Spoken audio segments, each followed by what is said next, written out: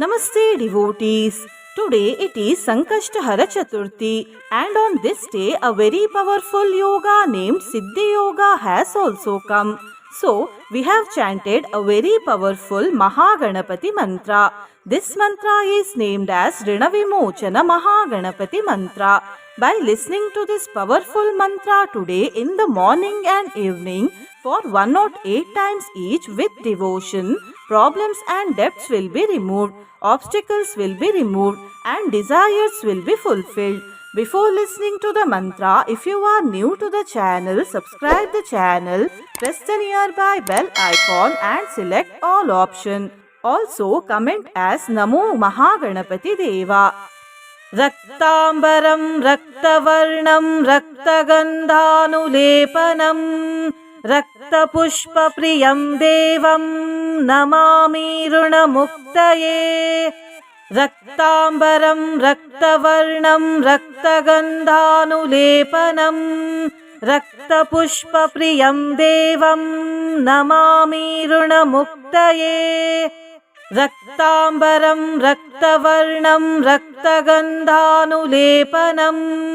रक्तपुष्पप्रियं देवं नमामि ऋणमुक्तये रक्तांबरं रक्तवर्णं रक्तगन्धानुलेपनं रक्तपुष्पप्रियं देवं नमामि ऋणमुक्तये रक्तांबरं रक्तवर्णं रक्तगन्धानुलेपनं रक्तपुष्पप्रियं देवं नमामि ऋणमुक्तये रक्तांबरं रक्तवर्णं रक्तगन्धानुलेपनं रक्तपुष्पप्रियं देवं नमामि ऋणमुक्तये रक्तांबरं रक्तवर्णं रक्तगन्धानुलेपनं रक्तपुष्पप्रियं देवं नमामि ऋणमुक्तये रक्तांबरं रक्तवर्णं रक्तगन्धानुलेपनं रक्तपुष्पप्रियं देवं नमामि ऋणमुक्तये रक्तांबरं रक्तवर्णं रक्तगन्धानुलेपनं रक्तपुष्पप्रियं देवं नमामि ऋणमुक्तये रक्तांबरं रक्तवर्णं रक्तगन्धानुलेपनं रक्तपुष्पप्रियं देवं नमामि ऋणमुक्तये रक्तांबरं रक्तवर्णं रक्तगन्धानुलेपनं रक्तपुष्पप्रियं देवं नमामि ऋणमुक्तये रक्तांबरं रक्तवर्णं रक्तगन्धानुलेपनं रक्तपुष्पप्रियं देवं नमामि ऋणमुक्तये रक्तांबरं रक्तवर्णं रक्तगन्धानुलेपनं रक्तपुष्पप्रियं देवं नमामि ऋणमुक्तये रक्तांबरं रक्तवर्णं रक्तगन्धानुलेपनं रक्तपुष्पप्रियं देवं नमामि ऋणमुक्तये रक्तांबरं रक्तवर्णं रक्तगन्धानुलेपनं रक्तपुष्पप्रियं देवं नमामि ऋणमुक्तये रक्तांबरं रक्तवर्णं रक्तगन्धानुलेपनं रक्तपुष्पप्रियं देवं नमामि ऋणमुक्तये रक्तांबरं रक्तवर्णं रक्तगन्धानुलेपनं रक्तपुष्पप्रियं देवं नमामि ऋणमुक्तये रक्तांबरं रक्तवर्णं रक्तगन्धानुलेपनं रक्तपुष्पप्रियं देवं नमामि ऋणमुक्तये रक्तांबरं रक्तवर्णं रक्तगन्धानुलेपनं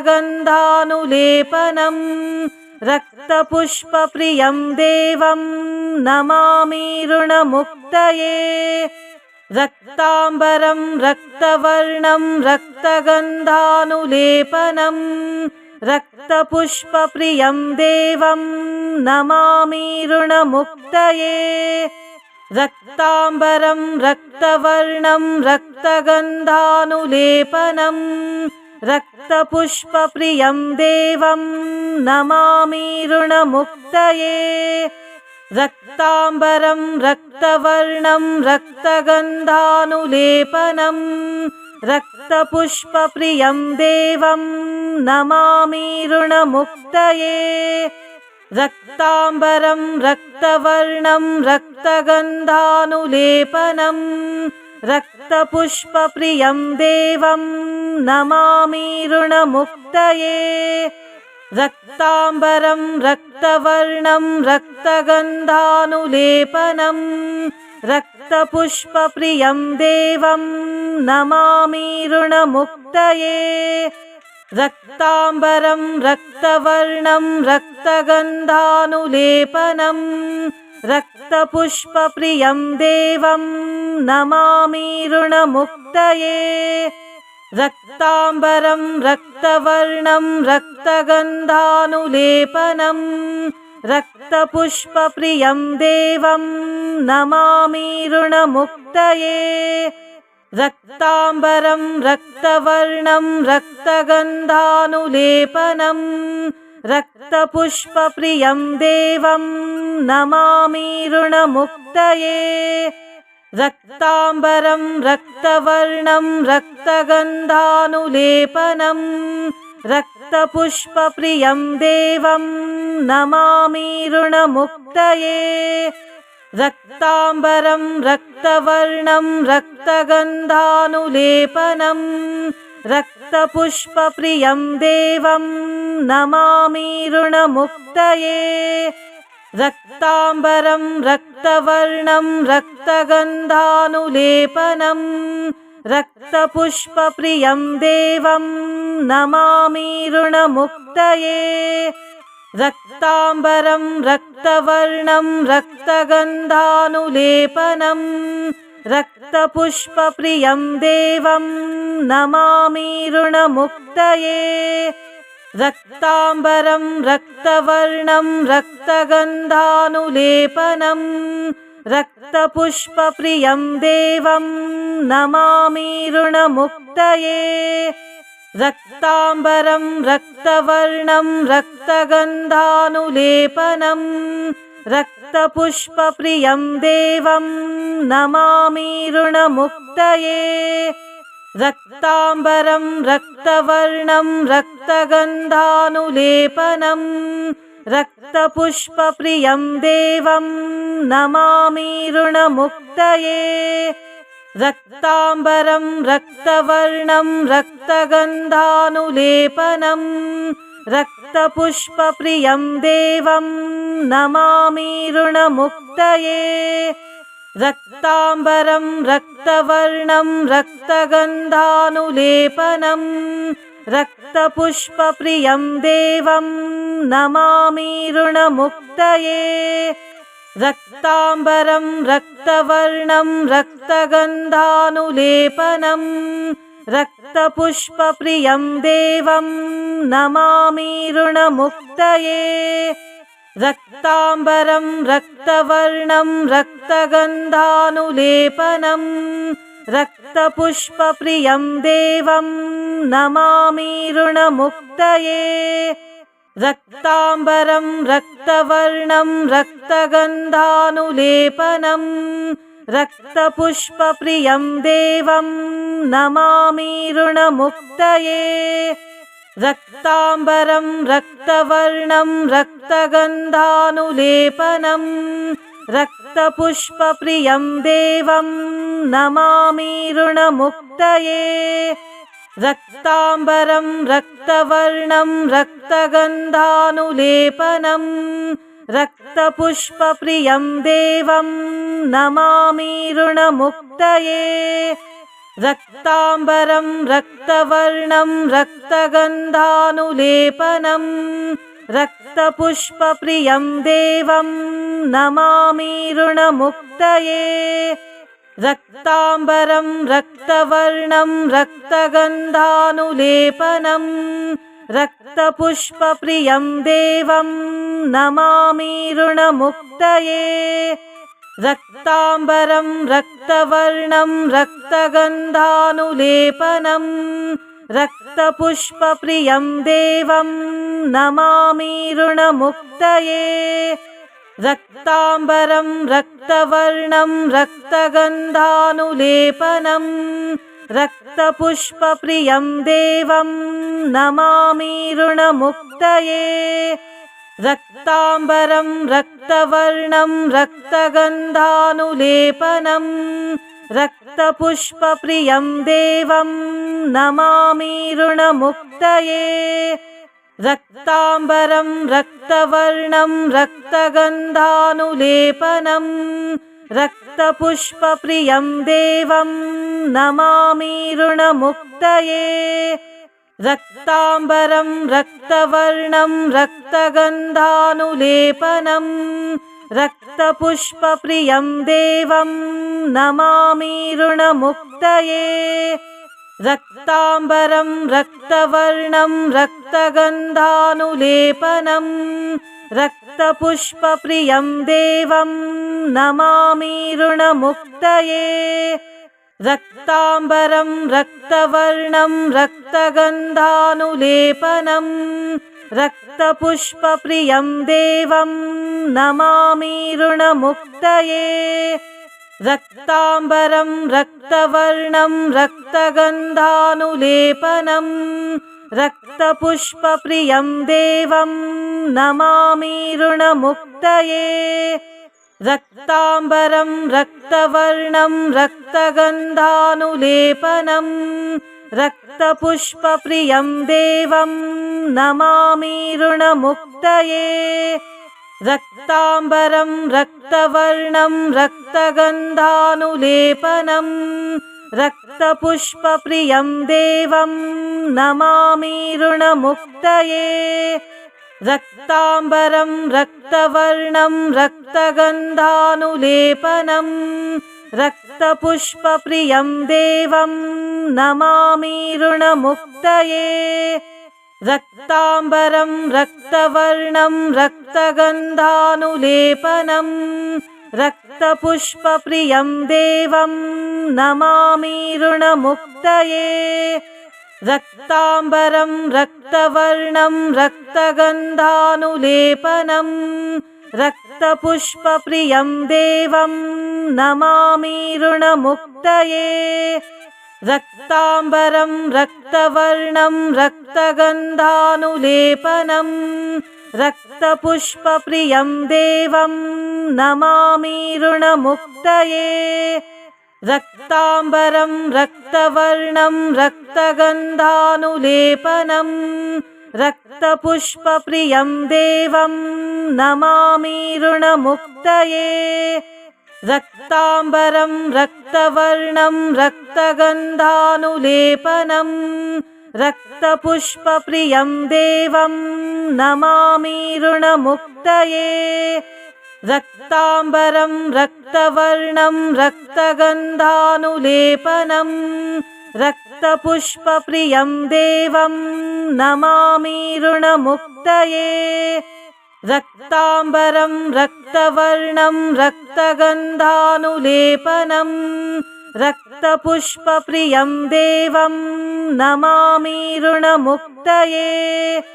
रक्ताम्बरं रक्तवर्णं रक्तगन्धानुलेपनं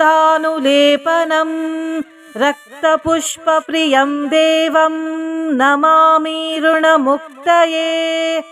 रक्ताम्बरं रक्तवर्णं रक्तगन्धानुलेपनं रक्तपुष्पप्रियं देवं नमामि ऋणमुक्तये। रक्ताम्बरं रक्तवर्णं रक्तगन्धानुलेपनं रक्तपुष्पप्रियं देवं नमामि ऋणमुक्तये।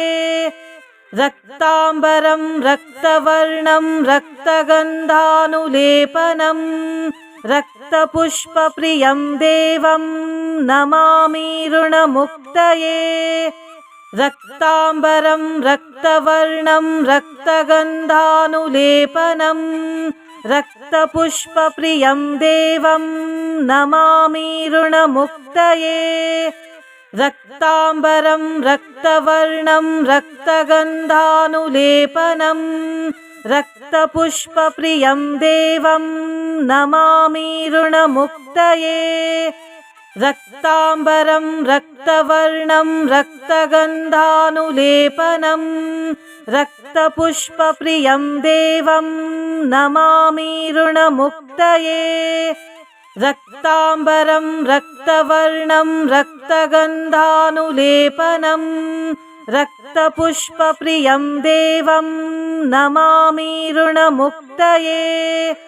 रक्ताम्बरं रक्तवर्णं रक्तगन्धानुलेपनं रक्तपुष्पप्रियं देवं नमामि ऋणमुक्तये। रक्ताम्बरं रक्तवर्णं रक्तगन्धानुलेपनं रक्तपुष्पप्रियं देवं नमामि ऋणमुक्तये। रक्ताम्बरं रक्तवर्णं रक्तगन्धानुलेपनं रक्तपुष्पप्रियं देवं नमामि ऋणमुक्तये। रक्ताम्बरं रक्तवर्णं रक्तगन्धानुलेपनं रक्तपुष्पप्रियं देवं नमामि ऋणमुक्तये। रक्ताम्बरं रक्तवर्णं रक्तगन्धानुलेपनं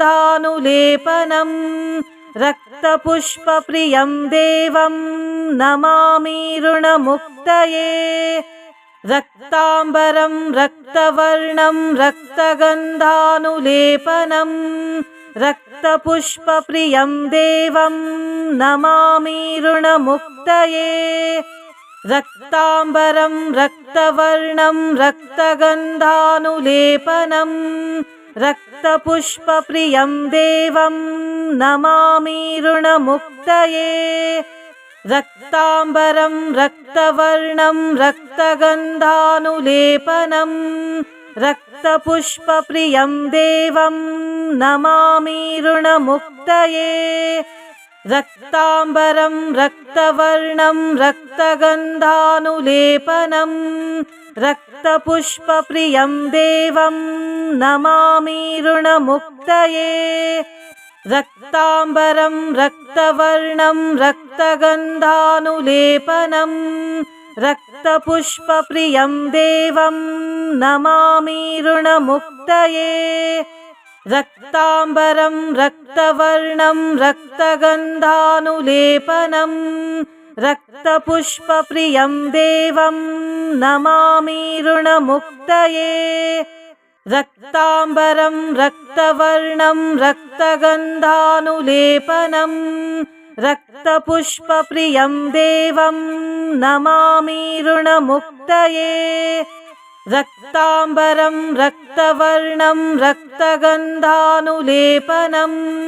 रक्तपुष्पप्रियं देवं नमामि ऋणमुक्तये।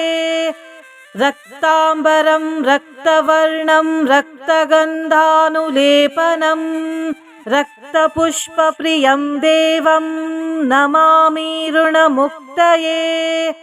रक्ताम्बरं रक्तवर्णं रक्तगन्धानुलेपनं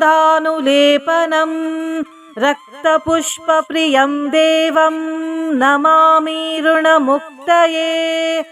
रक्ताम्बरं रक्तवर्णं रक्तगन्धानुलेपनं